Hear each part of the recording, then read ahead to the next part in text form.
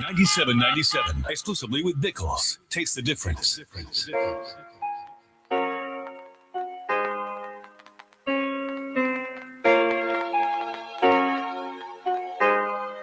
Okay.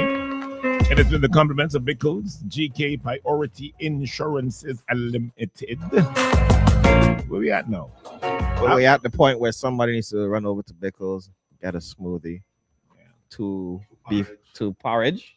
What is it with you doing this two? You can't say one. Papa, yeah, bring it. Oh, yeah, bring it. You bring your butler. Oh, poor Genie. Man, starving there, he's starving. You would be the bear, the three little bear. What's this? The three bears. Yeah, somebody came and ate my present, ate it all up. Everybody's. Yeah, they ate it all up. Yeah. Goldilocks and the three bears, right? Big Genie and the three bears. So check out Bickles, and of course GK Priority Insurances Limited. Do not take that risk of going through 2026 without insurance. Let me ask a question. Should the NDP government now, the Dr. Godwin Friday-led administration now, should they seek accountability from these or expose some of these entities who would have been recipient of all this goodwill? Well, and should foreign investment in the future be open to public scrutiny?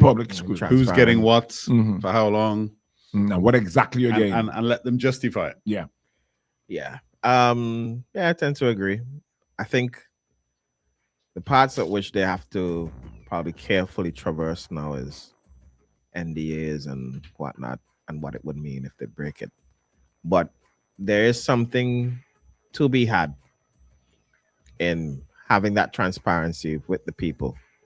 That, boy, this developer in Canawan or on mainland or in Beckway, whatever it is, they're getting this for this long, and it reflects this much investment on behalf of the people in their project. Now, whether the people will look at that and say, all right, that's fair for what we get back, it has to be at least be put on the table for us to assess. And we still wonder why we never got the 100-day transparency, something. That's never gonna come. We still want but just saying that we wonder why we never got that. People still wonder why we never got that. Hint. No, hint. I think the problem in all these things, right, is that you see these things occurring in other islands. We heard similar things in Antigua. We've heard Tobago. Kind of insinuation in Tobago. Yeah. We've heard it in a court now in Turks and Caicos, right? And the parties that give it or gave it at the time are left in the difficult situation where almost everything that came out in that court case, there seems to be parallels here. We were overly enthusiastic about pushing it, right? Businesses open up instruments all the time. You don't hear government ever get excited about them. I was shocked when the people were here from Clear Harbor the other day. How many people they employ? Yeah, and the things they're doing. They employ way more people than Sandals. Yeah. There was what 600, and they're looking to get 200 more. Yeah. Wow. Right?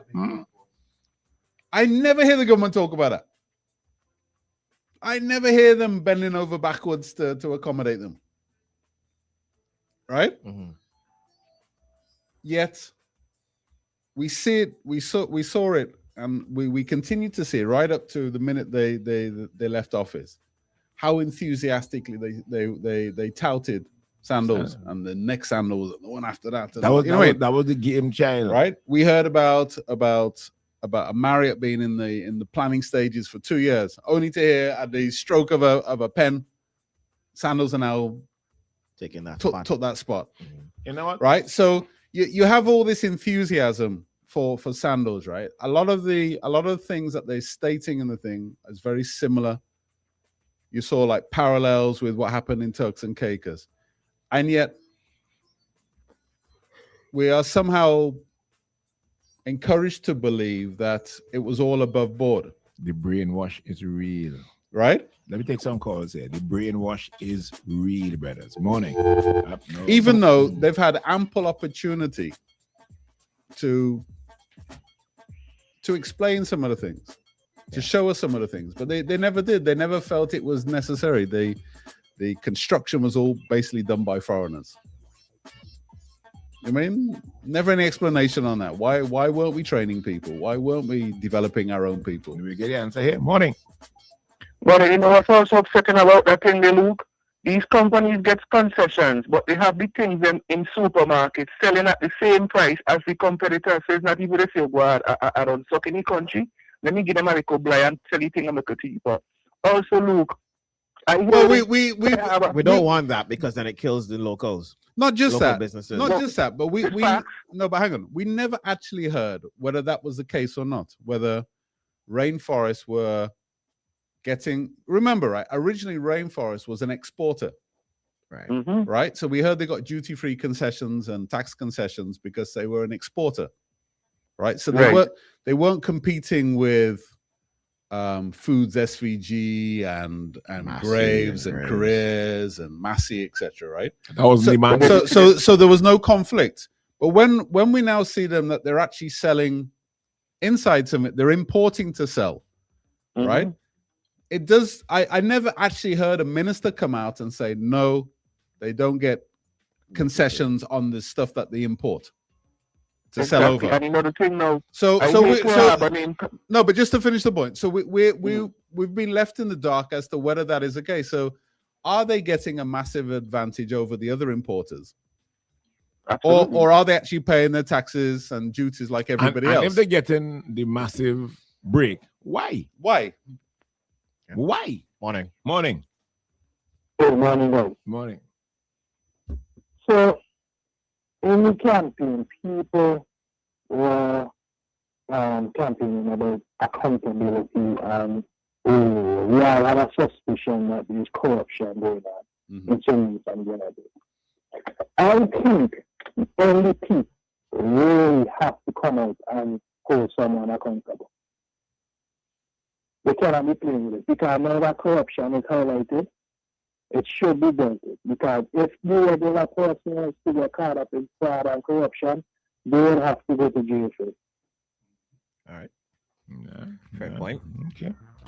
Somebody else says 2 key legal reform measures would help the issue. The introduction of a bill that requires declaration of financial earnings and assets by all political candidates. I think that's currently in place in St. Kitts, and I heard the opposition in Barbados talking about that either this week or last week.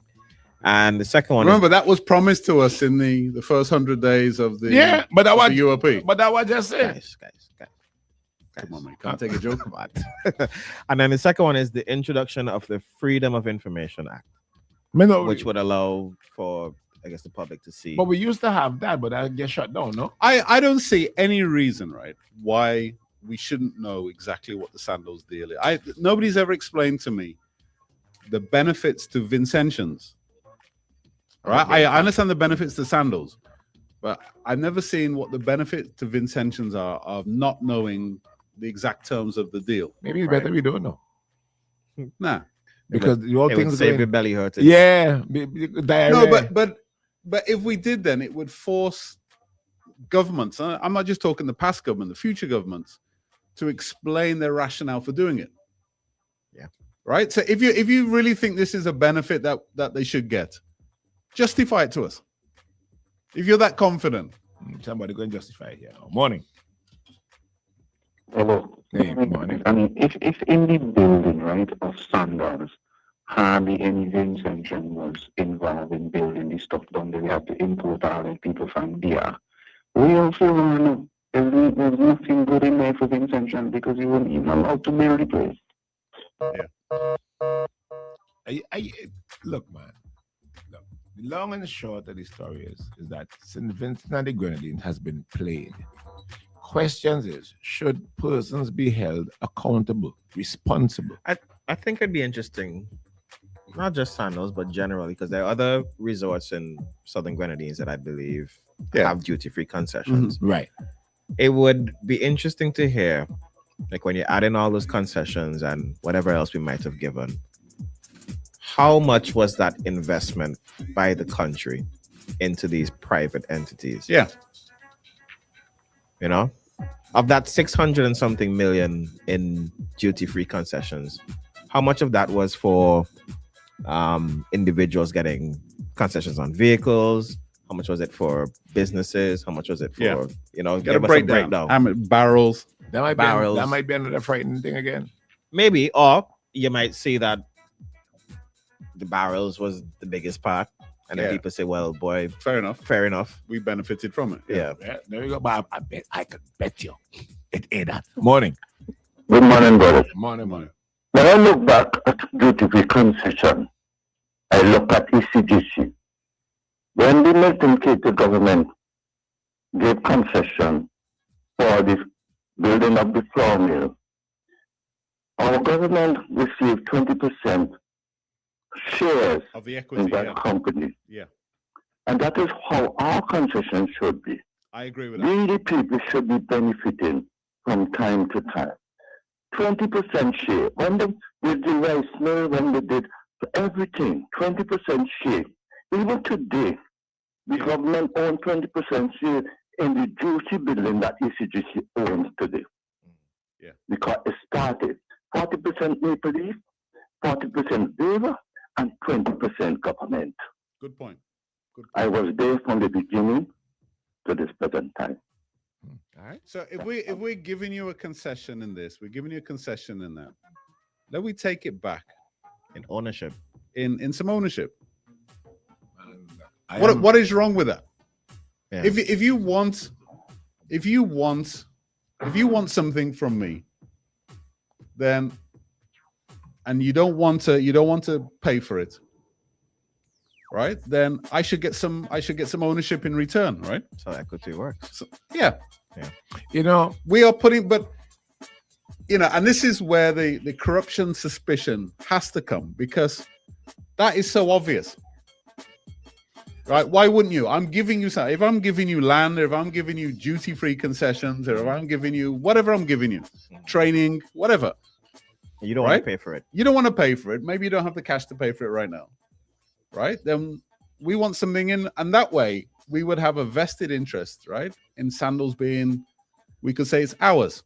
We look at ECGC, even to this day, as ours, Yeah. Yeah, true. right? but how could we look at it as ours and we don't have a vested interest in it?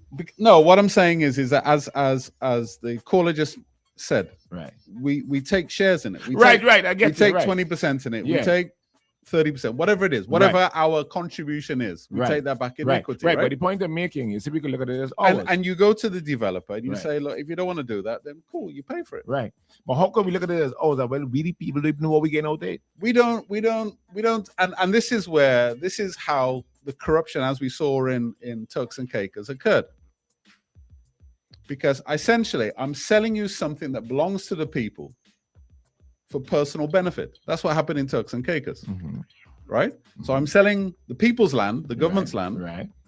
right? But the government isn't directly benefiting. Who's benefiting? Okay. So they were asking us, how could we say something for we and we in what we getting out there? I go like because we've been You have we've- to break that down again. Just think. I'm not sure everybody. I understand all right. that. So yeah. so Using big words, man. No. it'd be like Chris. Yes. Let's use Chris as an example, Yeah. right? Yeah. Chris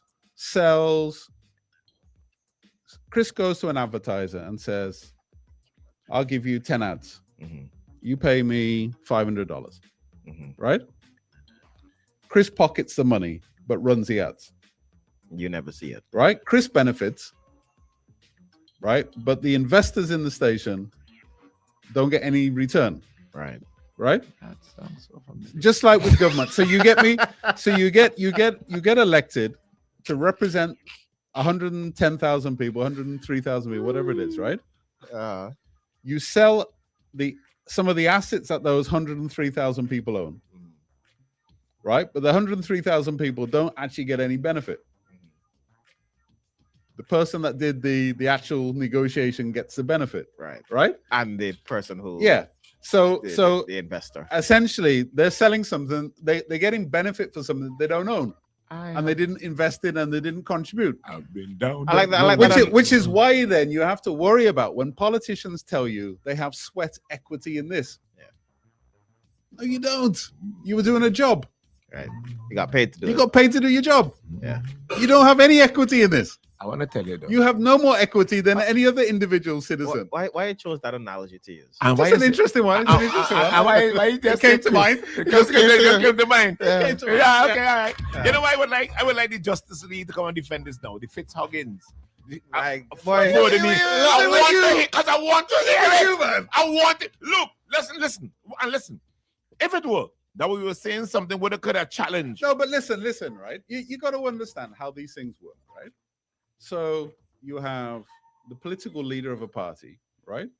And you have supporters, but you have different category of supporters, right? Mhm. You have supporters who are just supporters. They don't actually know any of the people involved. So they just you they get watch paid on, for it. watch it on television, they watch Yeah. it on, listen to it on radio, watch it online. Just right? have a belief in it. They just have a belief in it. They Right. don't know any of the actual characters involved. And then you have supporters who are like in YouTube language, like super supporters, Super chats. right? That they are more than just a regular supporter because they have a vested interest beyond just the country doing well. They have maybe a contract to earn, Yeah. a job to get, Okay, good. employment. Right. Right. So I come say, defend this. come earn your money. Come earn your money now. No, but this was saying. Yeah, they, Come on, your right. money now. And this is the test. Yes. And I would be fairly confident that a lot of, and the former prime minister is probably feeling this right today, right? Thinking, I helped all of you. You were more than regular supporters. You were super supporters. You got direct benefit from me being in power, right? Correct. And You can't just be there in the good times. knowing the bad times. We're in the rough times now. We're That's out of what friends office. are for. I need support. Come on, dear. Where are Lord, you? man. I think Augustine, No, he's there. He's he in works. it. He's in it. He's He in it. works, yeah. Okay, so let him come now and defend this. But he's He on all will. the time. He's in Maybe the he chat. will. So Come Maybe in. I want come in. Vinci Power, Vinci Toilet Tissue. But you all of can't- them, all the but- come in. But you can't take it personally. It's not. Look, no, it's not. No, you see, I'm missing the point. What you're doing is really. It is not personal. You're saying. Come and earn your bread. You're saying, look, you got the good times from the PM, Yes. from the former PM. Yes. Now in the bad times, come and Right. earn your money. You gotta stand with Before- me. Good before times we- and bad. Yes. Before we step out, remember this is all brought to you by Bickles and GK Priority Insurances Limited. The media would just like to let you guys know that Lenford Matthews was found. I guess he was missing. All right. Yeah, Lenford Matthews has been found. All right. There we go. Let's go to compliment to Bickles and GK Priority Insurance Limited. Because